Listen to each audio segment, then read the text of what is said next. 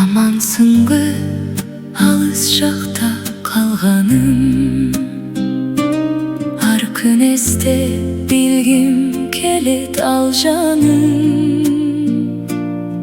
Мен жүрем өтіп күндер батып кеш, азыр мына аппақ атқан таңдамын. Мен жүрем өтіп күндер батып кеш, азыр мына аппақ атқан таңдамын. Түбөлүгүм болсоң балким болбо, түркүн ойлор сендик сезим камомдо. Багыт алган поездинде бир өмүр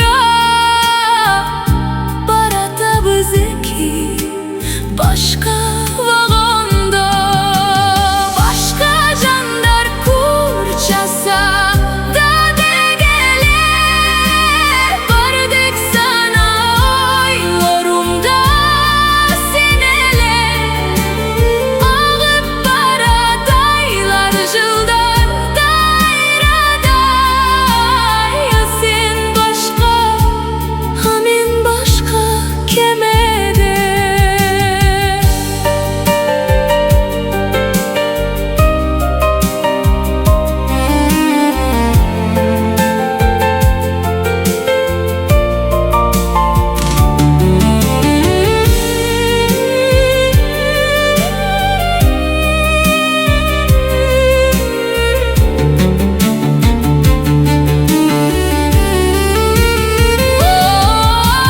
Başka canlar kurcasa da degele, vardık sana oylarımda sen ele.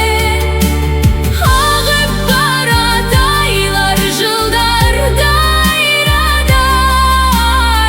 sen başka, men başka kemede. Asıl geçin жүрөгүмдө